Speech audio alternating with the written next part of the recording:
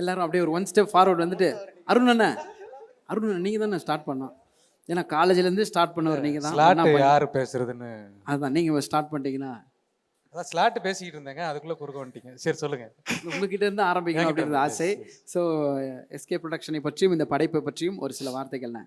இல்லை, எனக்கு வந்து இந்த படம் ஃபஸ்ட்டு நான் திடீர்னு ஒரு நாள் எனக்கு படம் பார்க்கணும் வரியான்னு ஃப்ரீயாக இருக்கியாடான்னு கேட்டார்.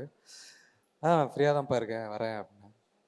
போய் படம் பார்க்கணுன்னு சொல்லி சொன்னால் நான் படம் வீட்டில் படம் பார்த்தோம். கொஞ்ச நேரம் அவர் என்கிட்ட எதுவுமே சொல்லவே இல்லை. நான் இது யார் படம் என்ன எதுவுமே எனக்கு தெரில. சரி சிவா கூப்பிட்றாப்புல போய் படம் பார்க்குறோம், அவ்வளோதான். போய் கொஞ்ச நேரம் படம் ஓடிக்கிட்டே இருக்குது. கதையில் வர்றாங்க, ஒருத்தவங்க பயங்கரமாக ஒரு பில்டப்பாக இருக்குது படம். இவங்க யார் இவங்க அப்படின்னு நான் பக்கத்தில் கேட்குறேன், யார் இவங்க? அப்புறமா பார்த்தா இது ராதிகா மேடம். ராதிகா மேடமா அப்படின்னு திருப்பி இன்னும் கண்ணை ஓப்பன் பண்ணி இன்னும் அப்படியே இது பண்ணி பார்த்துட்டே இருக்கேன். படம் வந்து ஒரு ஒரு லைஃப்பை வந்து கண்ணு முன்னாடி கொண்டு வந்து நிறுத்தி போய்கிட்டே இருக்குது. நான் அந்த படத்தில் கொஞ்சம் கொஞ்சமாக உள்ளார ட்ராவல் ஆக ஆரம்பிக்கிறேன். எனக்கு சில கேரக்டர்ஸ் கூட இன்க்ளினேஷன் வருது. நான் அவங்கள ரொம்ப பயங்கரமாக என்னோட பர்சனல் லைஃப்பில் இருக்கிற கேரக்டர்ஸாக ஃபீல் பண்ணிக்கிறேன். சில நேரம் வந்து ரொம்ப ஒரு எமோஷனலான சீனில் அழுக வரும். ஆனால் ரொம்ப சந்தோஷமான ஒரு சீனில் அழுக வந்து என்னால் அழுகை அடுக்க முடியாமல் நான் அப்படியே கிளம்பி எந்திரிச்சு சும்மா அப்படி ரெஸ்ட் ரூம் போயிட்டு வரேன்னு சொல்லிட்டு அப்படியே வெளியே போய் ஒரு 10 நிமிஷம் 15 நிமிஷம் கழித்து நான் தனியாக போய் அழுதுட்டு வந்தேன். சும்மா போயிட்டு கண்ணை தொடச்சிட்டு அதெல்லாம் இல்லை, நான் அழுதேன், ரொம்ப அழுதேன். அது வந்து அந்த சீனில் அது ஒரு முக்கியமான சீனு, ரொம்ப எமோஷ்னலான சீனு. இப்போ நான் சொல்ல ரிலீஸ்க்கு அப்புறம் உங்களுக்கே அந்த சீன் ஃபீல் ஆகும். ராமதாஸ் அண்ணனோட சீன் அது. அது ரொம்ப என்னை வந்து பயங்கரமாக டிஸ்டர்ப் பண்ணுச்சு. என்ன இப்படி ஒரு தெளிவான இவ்வளோ டீட்டெயிலான ஒருத்தரோட எமோஷன், ஏன்னா அந்த உலகத்தில் நிறைய பேருக்கு அந்த கேள்வி இன்னும் இருக்குது. அந்த கேள்விக்கான சரியான பதிலாக சிவகுமார் முருகேசன் இயக்குனர் எழுத்தாளர் எழுதியிருக்காரு. அந்த கேள்வி இருக்கிற எல்லாருக்குமே அந்த மாதிரி கேள்வி கேட்டு அதை ஒரு வேடிக்கையாக பேசுகிற எல்லாருக்குமே அந்த பதில் அவர் சொல்லுவார். அந்த பதில் வந்து ரொம்ப ரொம்ப மனசை வந்து, ஆமாம் நீங்களாம் என்னடா நினச்சிட்டு நீங்கள் இது மாதிரிலாம் பேசுவீங்க, அடுத்தவங்களோட இடத்துல இருந்து யோசிச்சிங்கன்னா உங்களுக்கு நீங்கள் என்ன பதில் சொல்லுவீங்க அப்படின்னு நீங்கள் உங்களே கேள்வி கேட்குற மாதிரியான ஒரு சூழலாக இருக்கும். ஸோ முதல்ல நான் தாய்க்கலவியிலேருந்து வெளில வந்துட்டு நான் அப்படியே இதை உருவாக்கின தயாரிப்பு நிறுவனத்துக்கு மேலே அப்படி நான் போகணுன்னு ஆசைப்பட்றேன். ஏன்னா நான் படம் பார்த்துட்டு எனக்கு ரொம்ப பிடிச்சிருந்துச்சு. என்னடா எப்படா இருக்குன்னு கேட்டாப்புல நான் வந்து சொன்னேன், இது உங்களுக்கு கனா பிடிக்குமா அப்படின்னு கேட்டேன். கனா நம்ம படம் தானடா, பிடிக்காதா அப்படின்னா. இந்த படம் கனா இன்ட்டு 100. ஏன்னா கனாவில் சொன்ன அந்த ஒரு உமன் விஷயங்கள், அதாவது ஜெயிக்கணுன்ற ஒரு வெறி எல்லா பெண்களுக்குள்ளே இருக்குது. அதுக்கான தடையை எப்படி அவங்க உடச்சிட்டு வந்து ஜெயிக்கிறாங்க, ஜெயிக்கும் போது நமக்கு எப்படி ஃபீல் ஆகுதுங்கிறது தான் கனா. ஆனால் இது அப்படி இல்லை. எப்படி இருந்தால் அதை உடைக்கலாம், என்ன பண்ணால் அது நடக்கும், எப்படி நீங்கள் உங்களுக்கான வாழ்க்கையை எதுவுமே இல்லைன்னு நினைக்கும் போது எப்படி அதை சரி பண்ணணும், இல்லை எப்படி அதை அமைச்சுக்கணும், இல்லை எப்படி அதை பார்க்கணுன்ற ஒரு விஷன். இட்ஸ் ஃப்ரம் அ மேல் பாயிண்ட் ஆஃப் வியூவாக இருந்தாலும் இது வந்து ரொம்ப மிகச்சரியான ஒரு, நமக்கு காட் மதர் இருந்து ஒன்று சொன்னாங்கன்னா என்ன சொல்லுவாங்களோ அதுதான் இந்த கதையோட ஹோல் ஐடியா. அண்டு இந்த படம் வந்து ரொம்ப சிரிக்க வைக்கும். ரொம்ப சென்சிட்டிவாக இருந்தீங்க அப்படின்னா உங்களை பயங்கரமாக அழ வச்சிரும். அது வந்து ரொம்ப நாள் வந்து அது உங்கள் கூடவே ட்ராவல் ஆகும். இன்றைக்கி வரைக்கும் நான் என்னோடய ஆஃபீஸில் என் அசிஸ்டன்ஸ் கிட்ட தாய் கிழவி பற்றி பேசிக்கிட்டு தான் இருக்கேன். படம் பார்த்து கிட்டத்தட்ட பல மாதங்கள் ஆகுது. ஆனாலும் இன்னைக்கு வரைக்கும் வந்து பேசுகிறேன். என்னோடய அசிஸ்டன்ஸ் ஒரு பாட்டு எழுதுறதுக்காக எங்கள் ஆஃபீஸ், நான் ஃப்ரீயாக இருக்கீங்களா வாங்க ப்ரோன்னு கூப்பிட்டப்போ அவர் வந்தப்போ எங்கள் அசிஸ்டன்ஸ் எல்லாம் ஒரே ஜாலியாகிட்டாங்க. இவர் தான் டேரக்டரு, தாய் கிழவி டேரக்டர்னோடனே அவர் வந்து, ஏங்க அவர் என்னங்க டெய்லி உங்கள் படத்தை பற்றியே பேசிகிட்டு இருக்காரு, இதை சொல்கிறாரு அதை சொல்கிறாரு, இப்படி இருக்குன்றாரு அப்படி இருக்குன்றாரு, என்னதாங்க எடுத்திருக்கீங்கன்னு அவங்களே வேற கேட்டிருக்காங்க இவர்கிட்ட. ஸோ ரொம்ப ரொம்ப ரொம்ப ஒரு மிகச்சிறந்த ஒரு படத்தில் நானும் ஒரு பங்காக இருக்கேன் அப்படிங்கிறதுக்கு எனக்கு ரொம்ப பெருமையாக இருக்குது. சிவா அந்த ஸ்டேட்டஸ் போட்டார் இல்லையா, I am proud of my team, அந்த டீமில் நானும் ஒருத்தன் அப்படிங்கிறதுல எனக்கு பெருமையாக இருக்குது சொல்கிறதுக்கு. அண்டு எஸ்கே ப்ரொடக்ஷன்ஸ் அப்படின்றது எனக்காக, நான் அப்படி தான் நினச்சிக்கிட்டு இருக்கேன், எனக்காக உருவான என்னோட குடும்பம்.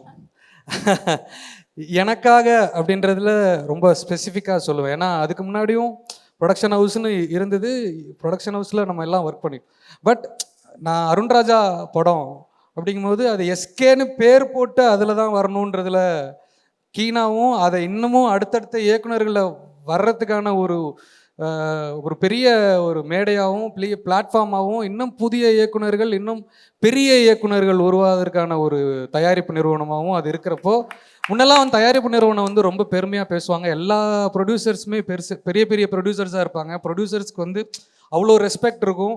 ஏன்னா அவங்க வந்து they are still running the ஒரு ஒரு என்ன சொல்கிறது, அவங்க தான் ரன்னிங் த இண்டஸ்ட்ரி. அப்படி ஒரு ப்ரொடியூசராக இன்னைக்கு பெருமையாக சொல்லிச்சு மேடையில் ஏற்றி நிற்கிற அளவுக்கான திரைப்படங்களை கொடுக்குற ஒரு தயாரிப்பாளராக சிவகார்த்திகேயன் இருக்கும்போது, அந்த எஸ்கே ப்ரொடக்ஷன் எனக்காக வந்துச்சு அப்படின்னு சொல்கிறதுல எனக்கு ரொம்ப பெருமையாக இருக்குது. கனா அது என்னோட கனா இல்லை, எல்லாரோட கனா. இன்னைக்கு பல கனாக்களை உருவாக்கிக்கிட்டு இருக்கிற சிவகார்த்திகேயன் ப்ரொடக்ஷன்ஸ், எஸ்கே ப்ரொடக்ஷன்ஸ். இதில் நிறையா சொல்லணும்னு நிறைய ஆசைப்பட்டு வந்திருக்கேன். சிவகுமார் முருகேசன் எனக்கு ரொம்ப பிடிச்ச ஒரு இயக்குனர். இந்த ரீசெண்ட் டைம்ஸில் நான் அவர் கூட பேசினது ஒரு 3-4 நாள் தான் இருக்கும். அந்த 4 நாளுமே நாங்கள் ரொம்ப டீப்பாக பேசினோம். நிறைய பேர்கிட்ட அவர் நிறைய மாதிரி பிஹேவ் பண்ணியிருக்காரு. சில பேர்கிட்ட பேசவே மாட்டார், சில பேர்கிட்ட நிறையா பேசுவார், சில பேர்கிட்ட டெக்னிக்கலான விஷயங்களை பேசுவார். நான் எமோஷ்னலாக வி ஷேர்ட் மூமெண்ட்ஸ். அப்படிங்கும்போது the moment he shared his realisation of life at one point, நான் வாழ்க்கையில் நானும் இந்த இடத்துல நிற்கணும் அப்படின்ற ஒரு முடிவை அவர் உணர்ந்த தருணம், அவர் சொன்ன விதம், அவர் சொன்ன வார்த்தை, எனக்கு அந்த செகண்ட்லேயும் கண்ணீர் வந்துச்சு. ஸோ இஸ் நாட் ஜஸ்ட் ஒரு director, is a very good writer, very good human being, very good person who's having emotional sensitivity.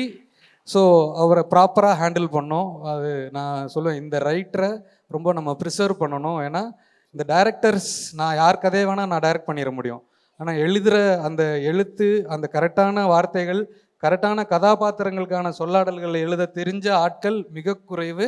இவரை நம்ம ப்ரொடெக்ட் பண்ணணும், இவரை ப்ரிசர்வ் பண்ணணும் அப்படின்ற மாதிரியான ஒரு இயக்குனர் இவர், ரைட்டரும் கூட. ஸோ அந்த ரைட்டர் வந்து நிறைய கிராண்டியர்ஸ் கிரியேட் பண்ணுவாங்க. ஸோ அந்த ஸ்ட்ரென்த்து தான் இன்றைக்கி வந்து எல்லாருக்கும் தேவைப்படுற ஒரு விஷயம். I am very proud of you. Thank you, you included me in your project. அது படம் பார்த்ததுக்கப்புறம் நானே கேட்டு வாங்கி, ஏன்னா இந்த ஸ்டேஜில் நான் நிற்கலைன்னா நான் எங்கே போய் நான் நிற்பேன், எனக்கு வேணும் இந்த ஸ்டேஜில் நான் நிற்கிறதுக்கு எனக்கு ஒரு ஸ்பேஸ் வேணும் அப்படின்னா நீங்கள் பாட்டு எழுதுங்க, பாட்டு பாடுங்கன்னாரு. 2 பாட்டு எழுதியிருக்கேன், ஒரு பாட்டு பாடியிருக்கேன். ஸோ இது ரொம்ப பெருமையாக நான் ஃபீல் பண்ணுறேன். நான் நிறைய மேடைகளுக்கு போக மாட்டேன், நான் பாட்டு எழுதுகிற ஈவெண்ட்டாக இருந்தாலும். ஏன்னா அங்கே போய் நம்ம என்ன பேச போகிறோம், எனக்கு ஒன்றும் பேசுகிறதுக்கு இல்லையே. ஏன்னா பெரிய பெரிய ஸ்டார் ஸ்டடடான ஒரு இடத்துல நம்ம பேசுகிறதுக்கு கொஞ்சம் நேரம் கிடைக்கும், அதுக்குள்ளார பேச நினச்சதெல்லாம் மறந்து போயிடும். ஸோ அதை போய் பேசி அது நம்ம திருப்பி நம்ம இவ்வளோ கேவலமாக வேறு போய் பண்ணியிருக்கோமே அப்படின்னு நினச்சி ஃபீல் பண்ணாமல் இருக்கணும் அப்படின்னு யோசிக்கும் போது இந்த ஸ்டேஜை நான் ரொம்ப பெருமையான ஒரு ஸ்டேஜாக நினைக்கிறேன். இங்கே தேடி வந்து நானே நின்றுருக்கிறேன் அப்படிங்கிறத பெருமையாக சொல்கிறதுல எந்த ஒரு இதுவும் இல்லை. எனக்கு வந்து மிகப்பெரிய ஒரு ஃபீலு. இந்த படம் நாளைக்கு பல தேசிய விருதுகளை வாங்கும். மேடம் அவங்களோட பர்ஃபார்மன்ஸுக்கு இது டெஃபினட்டாக எல்லாரும் சொன்ன மாதிரி நானும் சொல்கிறேன், நான் அந்த இடத்துல ஓட்டு போடுற இடத்துல அந்த தகுதி எனக்கு வந்துச்சுன்னா கண்டிப்பாக நான் மேடமுக்கு தான் ஓட்டு போடுவேன். ஸோ அது இல்லாமல் இயக்குனருக்கான இதுவும் அங்கீகாரமும் இந்த அடுத்த ஆண்டு பார்க்கும்போது மிகச்சிறந்த இயக்குனர், அறிமுக இயக்குனர் அந்த காம்படிஷன்லாம் விட்டுட்டு எல்லா இயக்குனர்களோடையும் அவரோட படம் வந்து கம்பீட் பண்ணும். ஸோ அந்த விதத்தில் ஐ எம் வெரி கான்ஃபிடென்ட். இது நான் என்னோட கனா ஆடியோ லான்ச்சில் கூட இவ்வளோ பேசியிருக்கேனான்னு தெரில. இந்த ஆடியோ லான்ச்சில் பேசுகிறதுக்கான தைரியத்தையும் நம்பிக்கையும் அன்பையும் கொடுத்த எல்லாருக்கும் நன்றி. So I am very proud. Thank you. Super. என் படைப்போட அது 100 மடங்கு பெருசு சொல்லுங்க. பெரிய மனசு வேணும், அந்த கலையில் ரசிக்கணும் மட்டும்தான் வரும். தேங்க்யூண்ணே, தேங்க்யூ ஸோ மச்ண்ணே. ராஜ்வேல் டார்லிங். எல்லாருக்கும் வணக்கம். ஸோ ஃபஸ்ட்டு எஸ்கே ப்ரொடக்ஷன்ஸ்க்கு தான் பெரிய தேங்க்ஸ் சொல்லணும். ஏன்னா இண்டஸ்ட்ரியில் வந்து நிறைய புதுசாக வர ப்ரொடியூசர்ஸ் ஆகட்டும், ஆல்ரெடி இருக்க நிறைய ப்ரொடியூசர்ஸ் ஆகட்டும், மெஜாரிட்டியாக ஒரு லாப நோக்கத்துக்காக படம் பண்ணுறதை தான் நம்ம போய் ஒரு கதை சொல்லும் போது ஆகட்டும், ஒரு படம் பண்ண அப்ரோச் பண்ணும் போது அந்த லாப நோக்கன்றது தான் அது பிரதானமாக இருக்கும். ஆனால் இங்கே எஸ்கே ப்ரொடக்ஷன்ஸில் வந்து ஃபஸ்ட்டு அந்த கோடை அழிச்சிருவாங்க. இதெல்லாம் இந்த கம்பெனி வந்து வெறும் லாப நோக்கத்துக்காக படம் பண்ணுற ஒரு கம்பெனி கிடையாது. தமிழ் சினிமாவுக்கு ஏதோ ஒரு வகையில் பெருசாக கான்ட்ரிபியூட் பண்ணணும். அது கம்பெனிக்கு சக்ஸஸை கொடுக்குதா அதெல்லாம் விஷயம் கிடையாது. ஸோ தமிழ் சினிமா இண்டஸ்ட்ரிக்கு இந்த கம்பெனி மூலயமா எவ்வளோ நல்ல படங்களை கொடுக்க முடியும், அது தேசிய அளவுலே ஆகட்டும் இல்லை இன்டர்நேஷ்னல் லெவல்லே ஆகட்டும், அந்த மாதிரி நல்ல படங்களை கொடுக்கறதாகட்டும், ப்ளஸ் நல்ல யங் டேலண்ட்ஸை வந்து இண்டஸ்ட்ரிக்கு இன்ட்ரடியூஸ் பண்ணுறது. ஸோ அது ஒரு ஒரு ஒரு டேரக்டராக மட்டும் இல்லாமல் ஒரு என்டையர் டீம், ஓகே அங்கே வந்து ஒரு யங் டீம் ஒருத்தவங்க இருக்காங்க, நல்ல கதை வச்சுருக்காங்க, ஸோ அவங்களுக்கு நம்ம சப்போர்ட் பண்ணால் ஒரு பிளாட்ஃபார்மாக அந்த டீமே மேலே வர முடியும் அப்படின்ற ஒரு ஒரு ஒரு பெரிய பிளாட்ஃபார்மை வந்து எஸ்கே ப்ரொடக்ஷன்ஸ் வந்து பண்ணி கொடுக்குறாங்க. அதுக்கு பெரிய தேங்க்ஸ். அதுக்கு நாங்களும் ஒரு பெரிய உதாரணம். ஏன்னா இந்த விஷயத்த நீங்கள் ஐபிஎல்லில் கேள்விப்பட்டிருப்பீங்க. மும்பை இந்தியன்ஸ் வந்து அந்த டேலண்ட்ஸை வந்து தேடி தேடி எங்கெங்கேருந்தோ இருந்து அந்த டேலண்ட்ஸை ஸ்கவுட் பண்ணி எடுப்பாங்கன்னு. கிட்டத்தட்ட தமிழ் சினிமா இண்டஸ்ட்ரியில் எஸ்கே ப்ரொடக்ஷன்ஸை வந்து ஒரு மும்பை இந்தியன்ஸ் மாதிரி சொல்லலாம். சிஎஸ்கேன்னு சொல்லலான்னு தப்பாக எடுத்துக்காதீங்க, இந்த விஷயத்தில் நான் சொல்கிறேன். ஸோ அதே மாதிரி சிவகார்த்திகேயன் சாரை பற்றி சொல்லணும். என்னென்னா நம்ம எல்லாரும் இண்டஸ்ட்ரியிலே ஆகட்டும் மக்கள் மத்தியிலே ஆகட்டும் அவர் ஒரு ஹீரோவாக நம்ம அவரை புகழ்கிறோம், அவர் ஒரு பர்ஃபார்மராக புகழ்கிறோம், அவரோட வளர்ச்சியை பற்றி பேசுகிறோம் புகழ்கிறோம். பட் அவர் ஒரு ப்ரொடியூசராக நம்ம கன்சிடர், அதாவது இதெல்லாம் கம்பேர் பண்ணும் போது ஒரு ப்ரொடியூசராக நம்ம அவரை பற்றி பேச மாட்டோம். அதை பற்றி நிறைய பேசணும்னு நினைக்கிறேன். தமிழ் சினிமாவில் வந்து அவர் ஒரு ப்ரொடியூசராக எவ்வளோ சினிமா கான்ட்ரிபியூட் பண்ணிட்டு இருக்காரு. அது நம்ம பணமாகட்டும் அதெல்லாம் பிரச்சனை இல்லை, பட் நல்ல படங்களை கொடுக்கணும் அப்படின்னு அவரோட எண்ணத்துக்கே ஃபஸ்ட்டு அவருக்கு ஒரு பெரிய தேங்க் பண்ணோம். அதுக்கு ஒரு பெரிய தேங்க்ஸ் சார். அதே மாதிரி கலை சாருக்கும் பெரிய தேங்க்ஸ். அவருக்கு உறுதுணையாக இந்த கம்பெனியை வந்து சப்போர்ட் பண்ணி எந்த வகையிலையும் அந்த கிரியேட்டர்ஸ்க்கான ஃப்ரீடம் இது பண்ணாமல் எல்லாத்தையும் சப்போர்ட் பண்ணி கொடுக்குற கலை சாருக்காகட்டும் சிவகார்த்திகேயன் சாருக்கு எல்லாருக்கும் பெரிய தேங்க்ஸ். அதுக்கப்புறம் ராதிகா மேம், அவங்கள பற்றிலாம் நமக்கு பேசுகிற அளவுக்கு எதுவும் இல்லை. பட் நான் சொல்ல வர்றது ஒரே விஷயம் என்னென்னா, எப்படி கம்பேரிசனுக்காக சொல்லலை, பட் ஒரு மேல் ஆக்டர்ஸில் எப்படி நம்ம வந்து ஒரு கமல் சாரை வந்து இத்தனை வயசுக்கு அப்புறமும் இவ்வளோ வருஷங்கள் இவ்வளோ கேரக்டர் நடித்ததுக்கப்புறமும் அந்த ஹங்கர் ஃபார் ஆக்டிங், அந்த ஹங்கர் ஃபார் பர்ஃபார்மன்ஸ் வந்து அவருக்கு குறையாமலே இருக்கிறது நம்ம பார்த்துக்கிட்டே இருக்க முடியும்.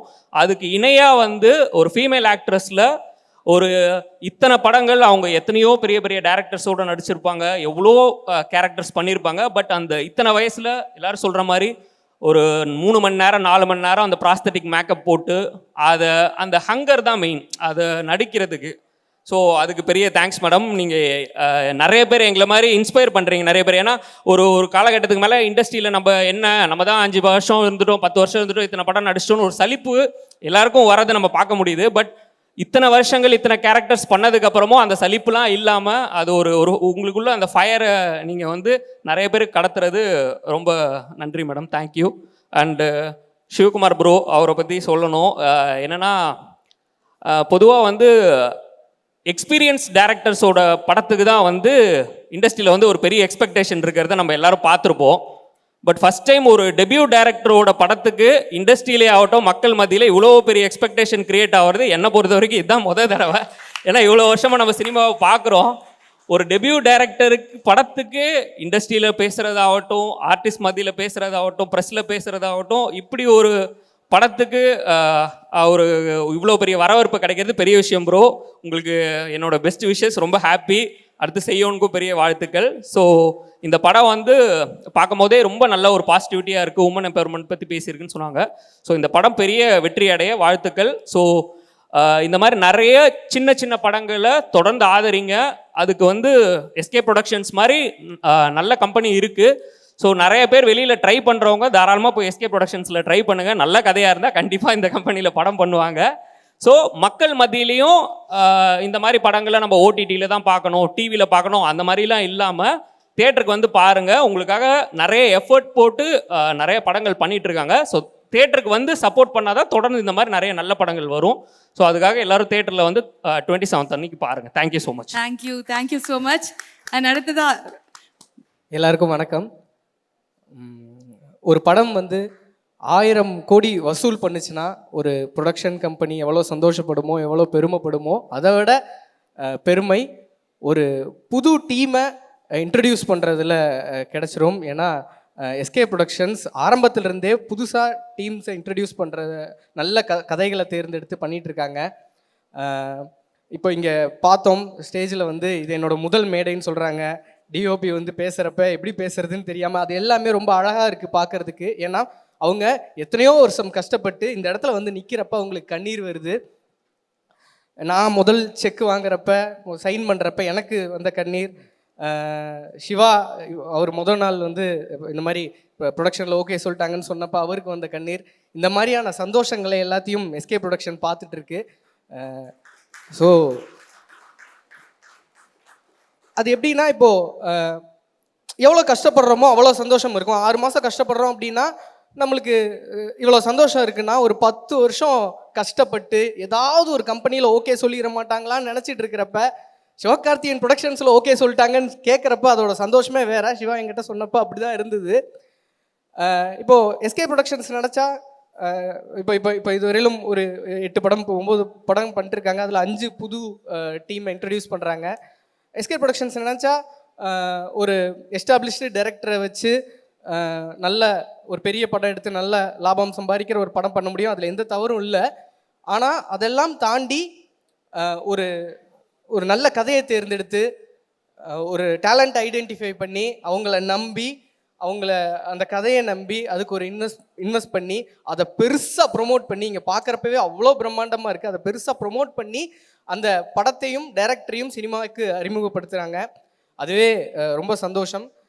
இதை கரெக்டாக சொல்லணும் அப்படின்னா எஸ்கே ஸ்டைலில் சொல்லணும்னா ஜெயிச்சவன் மேலே வைக்கிற நம்பிக்கையை விட இவன் கண்டிப்பாக ஜெயிப்பான்னு வைக்கிற நம்பிக்கை ரொம்ப ரொம்ப ரொம்ப ரொம்ப பெருசு. அப்படிப்பட்ட நம்பிக்கைகள் தான் நாங்கள் எல்லாருமே. நாங்கள்லாம் இந்த எஸ்கே ப்ரொடக்ஷனுக்கு வர்றதுக்கு முன்னாடி யாரையுமே தெரியாது. ஸோ இந்த நம்பிக்கைகளாக புதுசாக ஒரு நம்பிக்கையாக சிவா வந்திருக்காரு. வெல்கம் சிவா இந்த ஃபேமிலிக்கு வந்தது. சிவாவை எனக்கு கொஞ்சம் முன்னாடியே தெரியும். எனக்கு அவருக்கு ஒரு சின்ன கனெக்ஷன் இருக்குது. நம்ம ரெண்டு வருஷம் முன்னாடி என்கிட்ட ஒரு கதை சொன்னார். இந்த மாதிரி தாய் கிழவி ஸ்கிரிப்டை சொன்னப்போ எனக்கு அது கேட்டு ஆச்சரியமாக இருந்தது. எக்ஸ்ட்ராடினரியான ஒரு ஸ்கிரிப்ட், ஹியூமர் ரொம்ப புதுசாக இருக்குது. ஸோ ரொம்ப நல்லா இருக்குது. அதுக்கப்புறம் எஸ்கே ப்ரொடக்ஷனில் பேசி அது ஓகே ஆகி எஸ்கே இந்த படத்தை ப்ரொடியூஸ் பண்ணுறாருன்னு தெரிஞ்ச உடனே இந்த ஸ்கிரிப்ட் முழுமையடைஞ்சிருச்சுங்கிற ஒரு ஃபீல் வந்துருச்சு. ஏன்னா சரியான ஒரு இடத்துக்கு தான் போயிருக்குன்னு. அதுக்கப்புறம் அந்த படம் டேக் ஆஃப் ஆக அதை பற்றின பட்ஜெட் பேச ஆர்டிஸ்ட் எல்லாம் பேசுகிறப்ப எனக்கு ஒன்று புரிஞ்சுது. ஏன்னா சிவா வந்து ஒரு 2 வருஷம் முன்னாடி ஸ்கிரிப்ட் சொன்னப்போ என்ன விஷன் இருந்ததோ, என்ன ஸ்கேலில் அவர் யோசிச்சாரோ அதை விட 2 times 3 times மல்டிப்ளை ஆகிட்டே போயிட்டுருக்கு. அந்த ப்ரொடக்ஷன் வந்து எவ்வளோ இன்வால்வ்டாக அதை பண்ணுறாங்கன்னு தெரிஞ்சுது.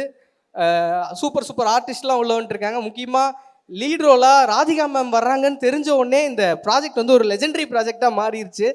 அப்படி ஒரு சந்தோஷம் எனக்கு. அது மேம் நடிக்கிறாங்க, இப்படி ஒன்று அசம்பிள் ஆகுதுன்னு உடனே இந்த படத்தை எப்போ போட்டு காட்டுவீங்கன்னு அவர்கிட்ட கேட்டுகிட்டே இருந்தேன். ஷூட் முடிச்சு ஒரு நாள் எல்லாரும் உட்காந்து படத்தை பார்த்தப்ப ஒரு 4 செவத்துக்குள்ளே அவ்வளோ கைதட்டல்கள் விசில்கள் வரவே வராது. அப்படி ஒரு சவுண்டு எல்லாருமே ரொம்ப என்ஜாய் பண்ணான். அதில் சந்தோஷம், எல்லாருக்கும் சந்தோஷம். அந்த சந்தோஷத்தோட கூடுதல் சந்தோஷமாக எனக்கு என்னென்னா, அவர் 2 வருஷத்துக்கு முன்னாடி ஸ்கிரிப்டில் என்ன சொன்னாரோ அது அப்படியே படமாக இருக்குது. நான் கேட்டேன் அவர்கிட்ட, சிவா ப்ரொடக்ஷனில் உங்ககிட்ட கரெக்ஷன்ஸ் எல்லாம் எதுவும் பெருசாக சொல்லலையா அப்படிங்கிற மாதிரி கேட்டேன். இல்லை நான் எஸ்கே சார்கிட்ட கேட்டேன். அவர் என்ன சொன்னார்னா, இது உங்களோட விஷன், நீங்கள் பண்ணுங்கள், என்னால் எவ்வளோ சப்போர்ட் பண்ண முடியுமோ நான் சப்போர்ட் பண்ணுறேன் அப்படின்னு சொல்லிட்டாரு. ஒரு ப்ரொடியூசர் வாயிலிருந்து இப்படி ஒன்று வரவே வராது. அப்படி ஒரு சப்போர்ட் வந்து எஸ்கே உங்களுக்கு கொடுத்துருக்காரு. கையை பிடிச்சி கூட்டிகிட்டு வந்திருக்காரு. ஒரு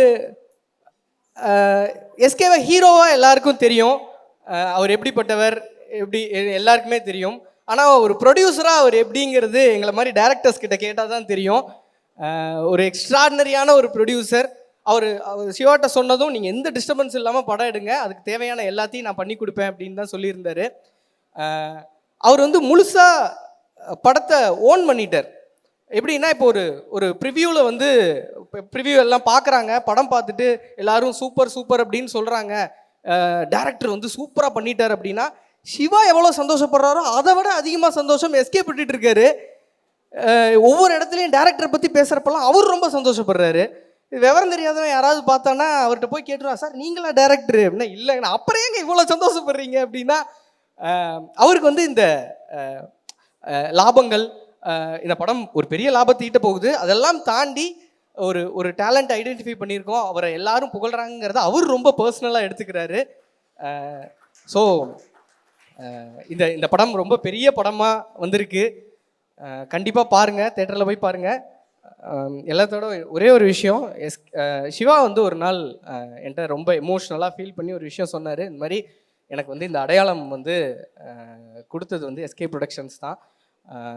நான் இதுக்கப்புறம் எனக்கு நல்ல ஸ்கிரிப்டுகள் எனக்கு வர்றப்ப என்கிட்ட யாராவது சொல்கிறாங்கன்னா நான் கண்டிப்பாக எஸ்கே ப்ரொடக்ஷனில் வந்து நான் அதை சொல்லுவேன். அவங்களையும் இன்ட்ரடியூஸ் பண்ணுவேன். என்ன மாதிரியே இன்னும் நிறைய பேருக்கு இந்த மாதிரியான வாய்ப்புகளை கொடுப்பேன்னு சொன்னார். சிவா சூப்பர், இதை அடுத்தடுத்து பண்ணுங்கள், நல்ல கதைகள் வரட்டும்.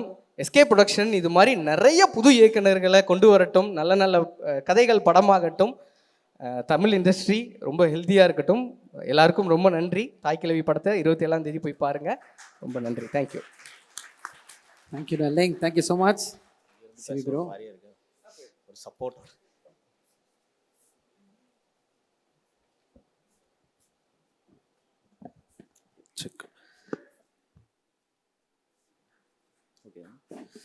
வந்திருக்க ப்ரெஸ், மீடியா அண்ட் ஃபிலிம் ஃபெட்டர்னிட்டிஸ் எல்லாருக்குமே வணக்கம். எஸ்கே ப்ரொடக்ஷன்ஸ், இது எஸ்கே சார்கிட்டருந்து ஆரம்பிக்கணும். என்ன மாதிரி சின்ன ஊர்கள்லேருந்து பெரிய கனவோட சினிமாவுக்கு வந்ததுக்கு இந்த ஜெனரேஷனோட மிகப்பெரிய inspiration Siva sir. So first college படிக்கும்போது நினைக்கிறேன் அவரோட அந்த டிவி ஆங்கரிங் அந்த கம்பைலேஷன் வீடியோ வந்து ஸோ பயங்கர ஃபேமஸ். ஸோ அப்போ இருந்து நான் அவரோட பயங்கரமான ஃபேனு. ஸோ அப்போ அசிஸ்டன்ட் டைரக்டராக ஒர்க் பண்ணி வரும்போது ஒரு பெரிய ஹீரோவாக இருந்தார். ஸோ அப்போது நான் அந்த டயத்தில் ஃபஸ்ட் ஃபிலிம் மேக்கர்ஸ் யாருக்குமே படம் பண்ணல. ஸோ அந்த டைம் கதை சொல்ல முடியுமான்னு யோசிச்சுட்டு இருக்கும்போது போய் சொல்லி, ஆனால் நிறைய டேரக்டர் சொல்கிற மாதிரி எனக்கு ஃபஸ்ட் சிட்டிங்லலாம் ஓகே ஆகலை, ஃபஸ்ட் டைம் ரிஜெக்ஷன் தான். ஸோ அதுக்கப்புறம் நிறையா ஹீரோஸ்கிட்ட போய் திரும்ப சிவா சாரையை மீட் பண்ணி அப்புறமா டான் நடந்துச்சு. வெரி ஃபஸ்ட்டு ஐடியா, அதாவது செகண்ட் டைம் நரேஷன் உட்காரும்போது வெரி ஃபஸ்ட் டைம் அந்த வெர்ஷனை கேட்டதுலேருந்து கடைசி ரிலீஸ் வரைக்கும் எனக்கு ஒரு மிகப்பெரிய ஒரு மாரல் சப்போர்ட் அண்ட் நிறையா அதை சுற்றி நிறைய அவநம்பிக்கைகள் இருக்கும். அப்போல்லாம் வந்து பயங்கர எனக்கு ஒரு பெரிய மாரல் சப்போர்ட் வந்து சிவா சார் தான். எனக்கு இன்னும் நல்லா ஞாபகம் இருக்குது.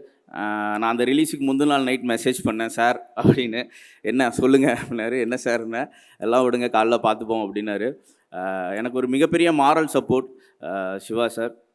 அண்டு நான் வந்து இவரோட ஃபஸ்ட் படம் பண்ணிடணும்னு யோசித்தேன். அதில் எனக்கு ஒரு எக்ஸ்ட்ரா பிளெஸிங்காக அமைஞ்சது வந்து எஸ்கே ப்ரொடக்ஷன்ஸில் அவரே ப்ரொடியூஸ் பண்ணது. ஏன்னா இங்கே மற்ற டேரக்டர்ஸ் சொன்ன மாதிரி அது வந்து அவரோட படமாக அதை அவர் ஓன் பண்ணிப்பார். நிறையா டிஸ்கஷன்ஸ் நடக்கும். எல்லா இடத்துலையும் நமக்கு ஒரு ஒரு ஒரு ஒரு பிரதர் கூட இருந்து தனியாக இல்லைன்ற ஃபீலை மட்டும் நம்மக்கிட்ட ஒரு பெருசாக கொடுத்துருவார். அப்படி தான் எனக்கு டானில் இருந்துச்சு. அண்டு அப்படி தான் இந்த தாய்க்கிழமையும் எடுத்துகிட்டு போயிட்டுருக்காரு. அண்டு தாய்க்கிழமை நான் வந்து ஒரு லாஸ்ட் டிசம்பர் பார்த்தேன். ரொம்ப எக்ஸ்ட்ரானரி ரைட்டிங் சிவா, சூப்பராக இருந்துச்சு. ரொம்ப நாளுக்கு அப்புறம் ஒரு ரூரல் என்டர்டெய்னர் வந்து மிஸ் ஆகிட்டே இருக்குது. ஸோ அதை வந்து ரொம்ப சாட்டிஸ்ஃபேக்ஷனாக இருந்துச்சு அந்த படம். ரொம்ப சூப்பரான ரைட்டிங். அண்ட் அடுத்து சேயோனுக்கு மிகப்பெரிய வாழ்த்துக்கள். அண்டு எனக்கு தாய்க்கிழவியில் நிறையா என்னோடய ஃபேவரட் ஸ்டார்ஸ் நிறைய பேர், பாலா ப்ரோ, அருள்தாஸ் சார், அப்புறம் முத்துக்குமார் அண்ணன், சிங்கம்புலி அண்ணன், அப்புறம் ரேச்சல் மேம், எல்லாருமே சூப்பராக பண்ணியிருந்தாங்க. ஏன்னா அவங்க தான் நிறையா லைஃப்பை கொண்டு வந்திருந்தாங்க. அண்டு ராதிகா மேம், நான் அந்த படம் பார்த்து முடித்தோடனே நான் அந்த டீம் கிட்ட கேட்டேன், எப்படி இது மேக்கப்புக்கு எவ்வளோ நேரம் ஆச்சு, என்ன ஏதுன்னு எல்லாமே டீட்டெயிலாக கேட்கும்போது பயங்கர ஆச்சரியமாக இருந்துச்சு. ஏன்னா மிகப்பெரிய எஃபர்ட்டு. ஸோ யூஸ்வலாக மேக்கப் அவ்வளோ ஹெவி மேக்கப் வந்ததுக்கப்புறம் ஒரு ஆர்டிஸ்ட் பெர்ஃபார்மன்ஸில் கனெக்ட் பண்ணுறது ரொம்ப கஷ்டம். அதை வந்து ரொம்ப சர்வசாதாரணமாக கமல் சார் பண்ணுவார். அதுக்கப்புறம் ராதிகா மேம்கிட்ட தான் பார்த்தேன். எனக்கு வந்து அவ்வளோ எமோஷ்னல் கனெக்ட் இருந்தது. அது அவ்வளோ பெரிய லெஜண்ட், ஒரு சீசன்ட் ஆக்டர்னால தான் பண்ண முடியும். மேம் எனக்கு வந்து ஒரு லேடி கமல் சாராக தான் மேம் தெரிஞ்சுது. கண்டிப்பாக நேஷ்னல் அவார்டு வந்து எல்லோரும் சொல்கிற மாதிரி கண்டிப்பாக ஷோராக மேம்க்கு வரும். அண்ட் இன்றைக்கி என்டையர் டீமுக்கே வரும். அண்டு இதில் ஒர்க் பண்ண எல்லா டெக்னீஷியன்ஸ் அண்ட் அசிஸ்டன்ட் டைரக்டர்ஸ் முக்கியமாக, அண்ட் அசிஸ்டன்ட் கேமராமேன்ஸ், எல்லா டெக்னீஷியனுக்கும் இந்த படத்துக்கு அப்புறம் ஒரு நெக்ஸ்ட் லெவல் இருக்கும். And Kalai sir, best wishes sir, and Sudhan sir, மகாராஜாக்கு அப்புறம் இந்த படம் மிகப்பெரிய வெற்றி பெறத்துக்கு என்னோட வாழ்த்துக்கள் சார். அண்டு எல்லாருக்குமே ஃபைனலாக இந்த படம் வந்து ஆக்சுவலாக இந்த படம் பார்த்து முடிச்ச உடனே எனக்கு என்னோட அம்மாவோட அம்மா, அவங்க பேர் இருளாயம்மான்னு நினைக்கிறேன், அவங்க நான் சார்கிட்ட சொல்லிட்டு இருந்தேன், சார் எனக்கு பயங்கர கனெக்ட் ஆயிடுச்சு சார் அப்படின்னு. இந்த படம் வந்து நம்ம வீட்டில் இருக்க பெரியவங்க அடுத்த ஜெனரேஷனுக்கு ஒரு விஷயத்த சொல்லிட்டு போகணும்னு நினச்சிருப்பாங்க. அந்த விஷயத்த ரொம்ப என்டர்டெயின் பண்ணி எமோஷனலாக சொல்லியிருக்காங்க. கண்டிப்பாக இந்த படம் வந்து குடும்பமாக வந்து பார்த்து குடும்பங்கள் கொண்டாடும் ஒரு வெற்றி படமாக இருக்கும்னு நம்புகிறேன். வாழ்த்துக்கள் எல்லாருக்குமே. தேங்க்யூ. ஷேக் சார், ஒரே நிமிஷம் சார், ஒரு நிமிஷம் சார். ரொம்ப முக்கியமான ஒரு கேள்வி இருக்கு. நாங்கெல்லாம் ரசிச்சு கொண்டாடி அப்படி வந்து ஆசையா பார்க்குற ஹீரோ அவர் ரசிக்கிற ஹீரோவை டைரக்ட் பண்ண போறீங்க. தலைவருக்கு என்னைக்கு ஆக்ஷன் சொல்ல போறீங்க, எப்போ? சீக்கிரமே சொல்லிடுவேன். ஏப்ரல் மிட் ஸ்டார்ட் பண்ணுறோம். So soon will comments. ஆமாம், அதுக்கு மேலே அவ்வளோதான். நானும் அப்படியே பார்த்துட்டே இருக்கேன், ஏதாவது சொல்லுவார் இன்னும் எக்ஸ்ட்ராவா அப்படின்னு. சும்மா சொல்லுங்க எனக்கு. Thank you all. Thank you sir.